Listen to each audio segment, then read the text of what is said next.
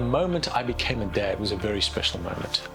Something changes in a dad, and I'm sure it changes in a mom too, but from a dad's perspective, it was almost as though all my ambitions became, ambitions for this little guy. Josh was the eldest, now 20. Rachel is my daughter, my one and only gorgeous, precious daughter. She's 18, and my youngest son, Nathan, 12-year-old, still a huge Lego fan, so I get to be a dad for a whole lot longer and still play with my kids for a whole lot longer, which is brilliant.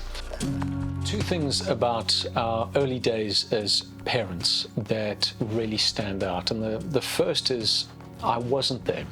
So my TV career was taking off, was doing a lot of international travel and loving that.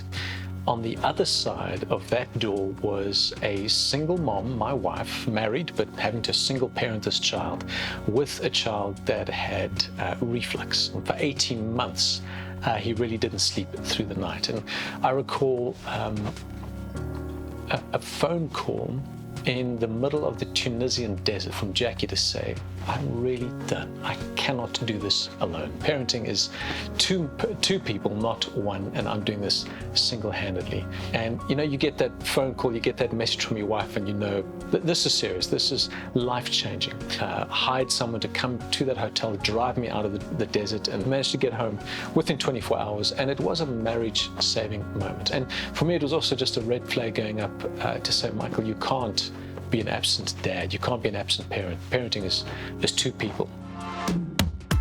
For dads that are worried about, am I going to be a good dad, there are no rule books. So it's one thing to be at home, it's quite another to be present with your children, to give them your attention, to give them your energy, to listen to them, Dad. My word, if we're not going to listen to our kids, if we're far too quick to speak and tell them what we think or to finish their sentences, they're not going to speak to us. So for me, I would say just listen and listen with an open heart and listen without condemning.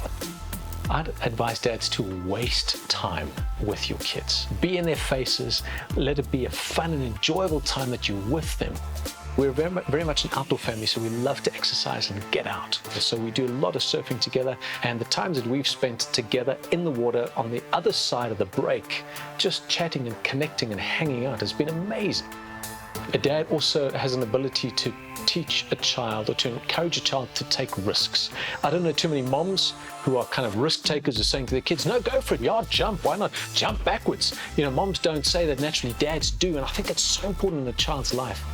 I think something else crucial for dads to do is to provide an environment of security for their kids. And by that, I don't mean a safe environment, but an environment where your kids feel safe enough to come home with anything and to know that whatever they do, they're going to be loved unconditionally. Buddy, whatever happens, you are always going to be my dearly loved son, my dearly loved daughter. Nothing will change that.